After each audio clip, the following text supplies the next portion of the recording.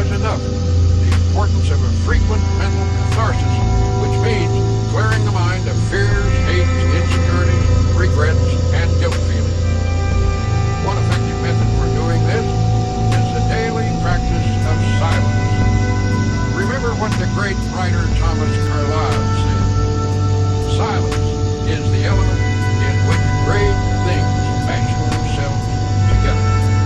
Everyone should insist upon at least 15 minutes of absolute silence every day. Go alone into the most quiet place available and sit or lie down. Do not talk, do not write, do not read. Think as little as possible. Conceive of your mind as the surface of a body of water and see how nearly quiet you can make it, so that there is not a ripple.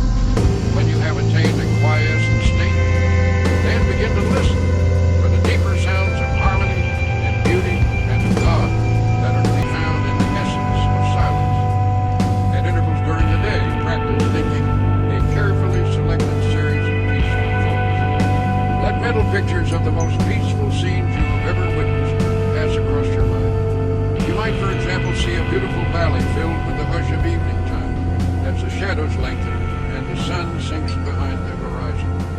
Or you could recall the silvery light of the moon falling upon rippling waters, or the sea washing gently upon soft shores of sand. Serene images like these will work upon your mind as a healing medicine. You might also practice the technique of repeating beautiful words out loud.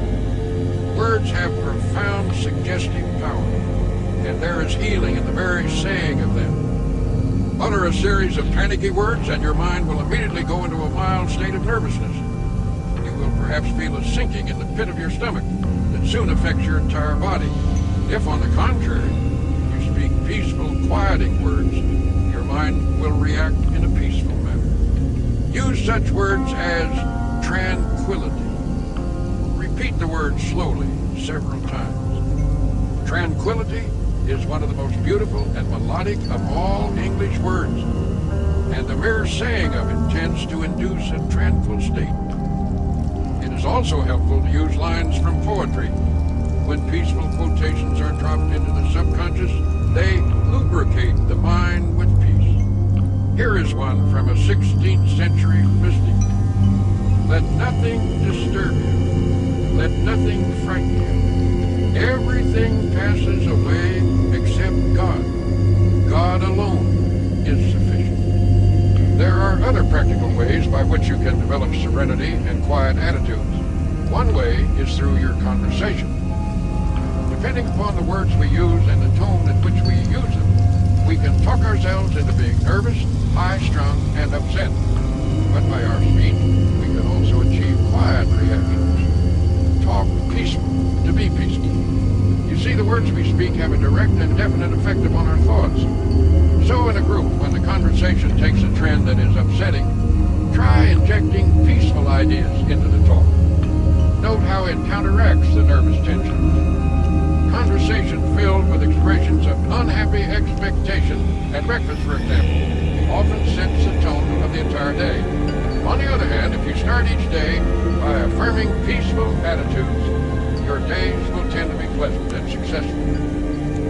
Of course, when you get right down to it, the most powerful means for attaining peace of mind is prayer and reading of the Bible. The words of the Bible have a particularly strong therapeutic value.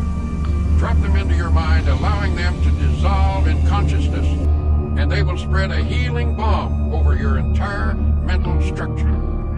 It is interesting to note that more and more experts in physical health are using prayer in their therapy.